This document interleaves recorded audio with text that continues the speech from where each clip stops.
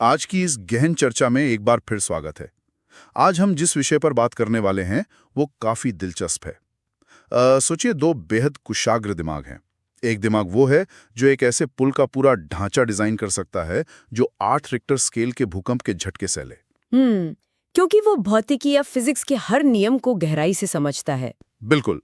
और दूसरा दिमाग वो है जो पलक झपकते ही बिना एक सेकंड गंवाए दुनिया की 50 अलग अलग धातुओं की मजबूती और उनके गलनांक का सटीक डेटा बता सकता है।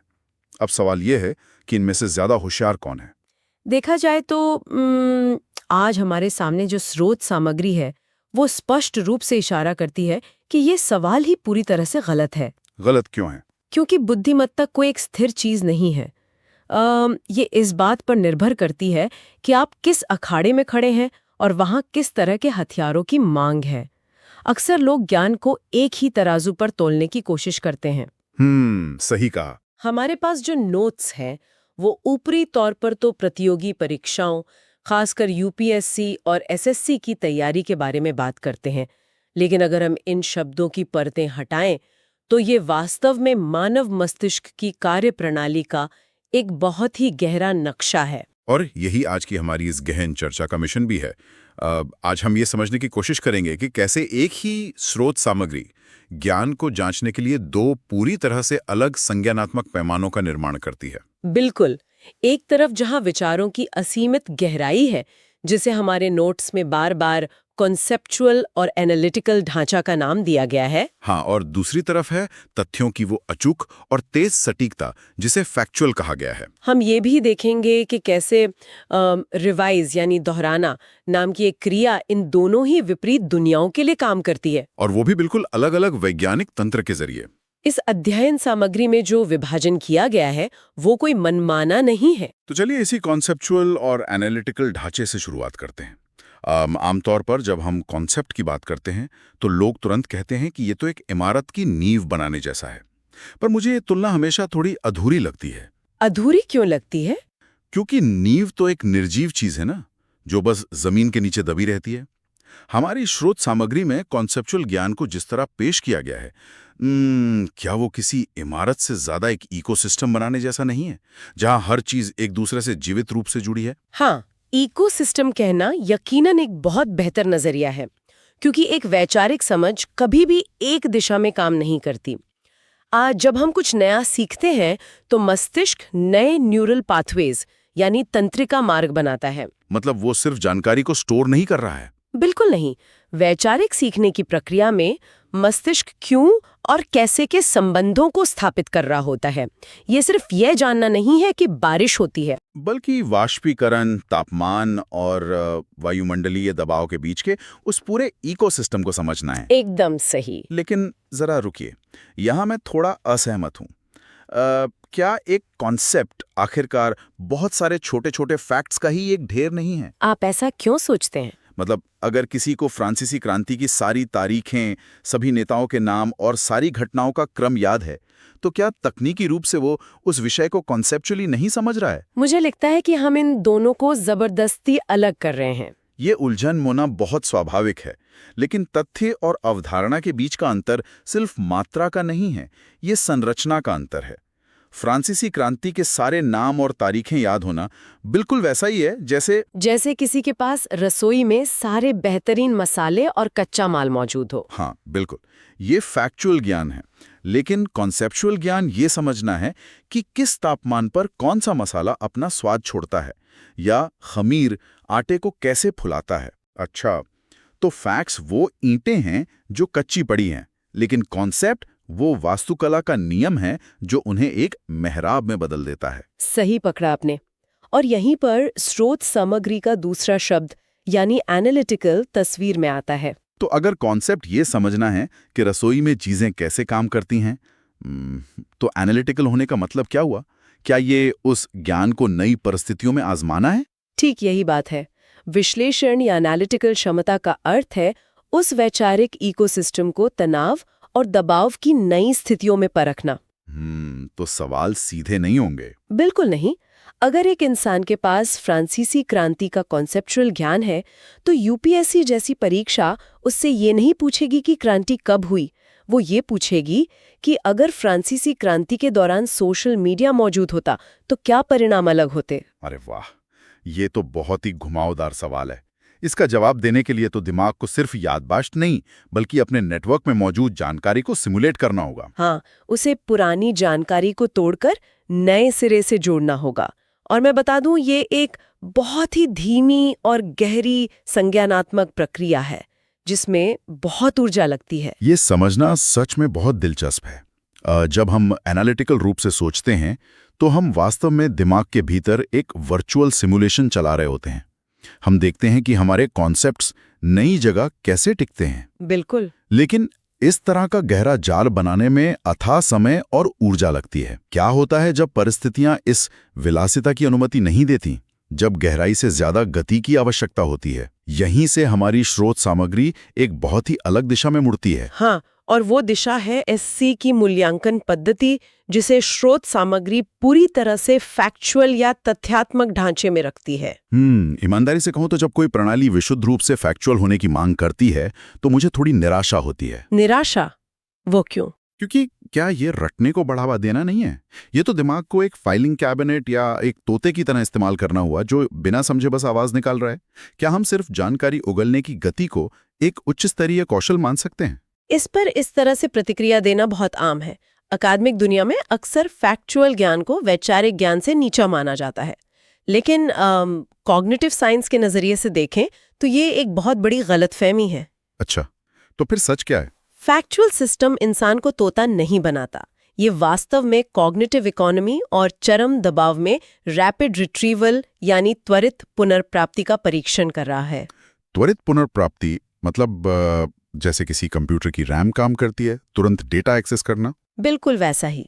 जब आप किसी एनालिटिकल समस्या को सुलझा रहे होते हैं तो आपके पास सोचने, रुकने और संबंधों को जोड़ने का समय होता है।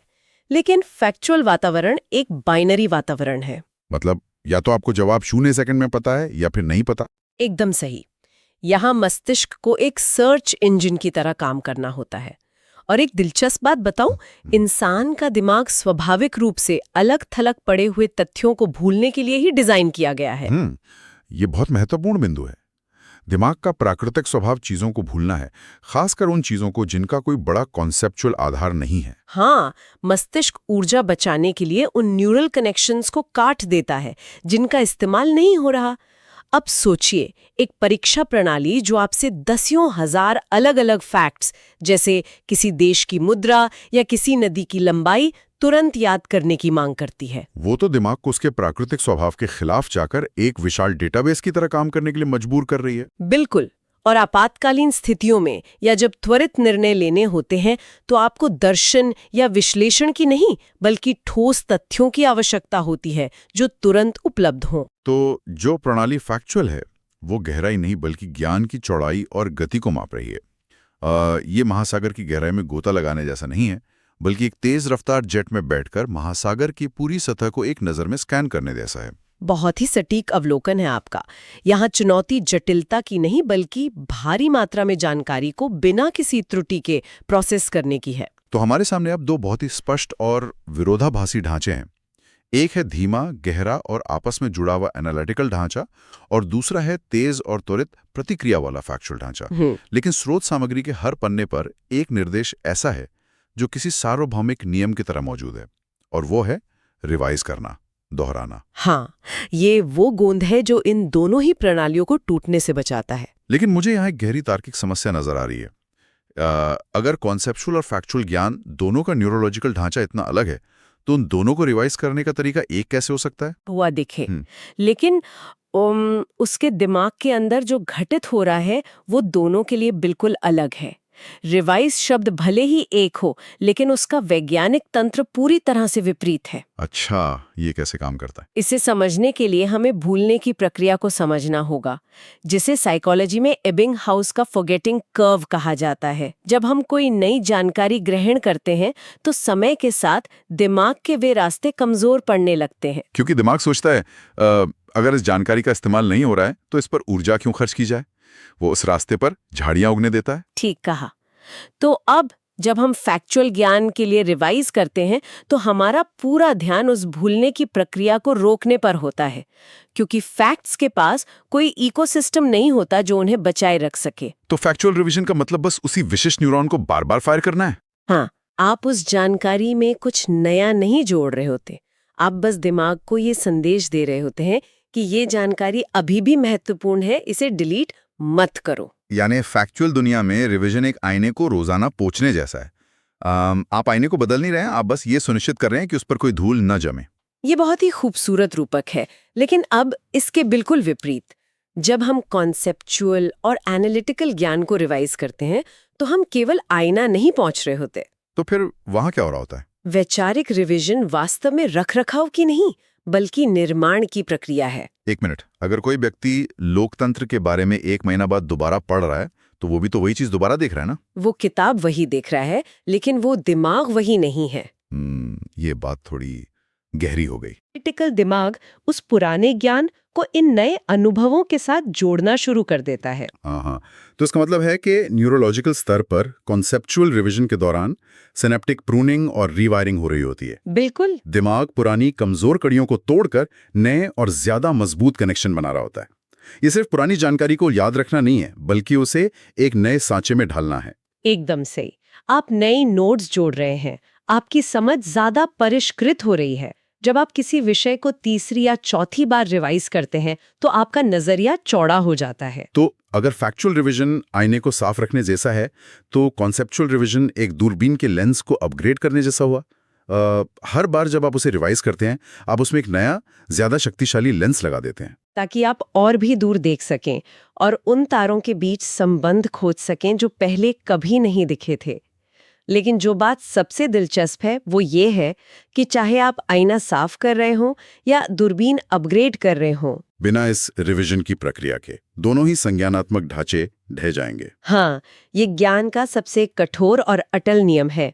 मानव मस्तिष्क को बार बार उस जानकारी के संपर्क में आने की आवश्यकता होती है।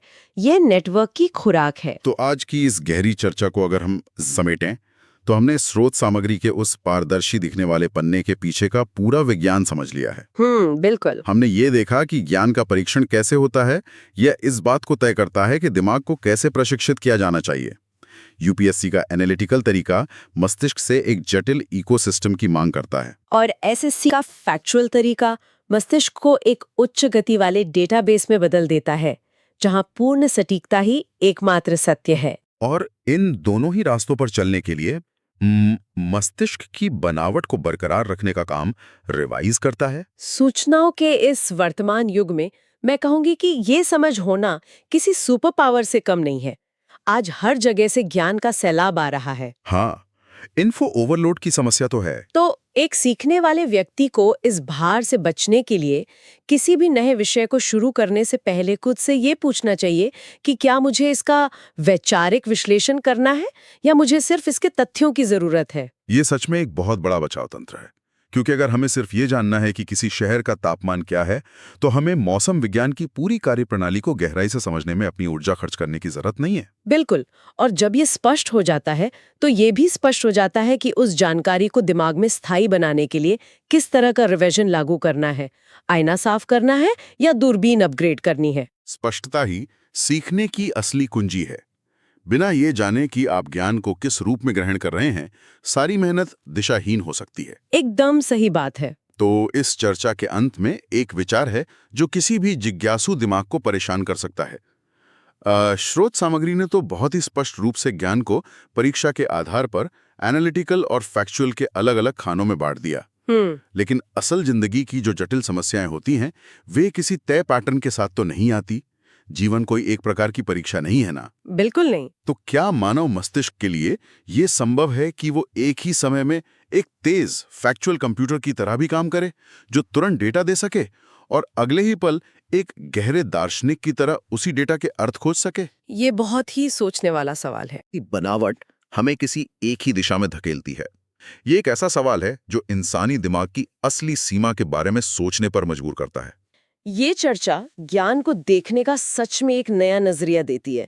जानकारी को सिर्फ इकट्ठा करना काफी नहीं है, ये समझना जरूरी है कि उसे मस्तिष्क में जीवित कैसे रखना है। बिल्कुल सही। आज के इस डीप डाइव में बस इतना।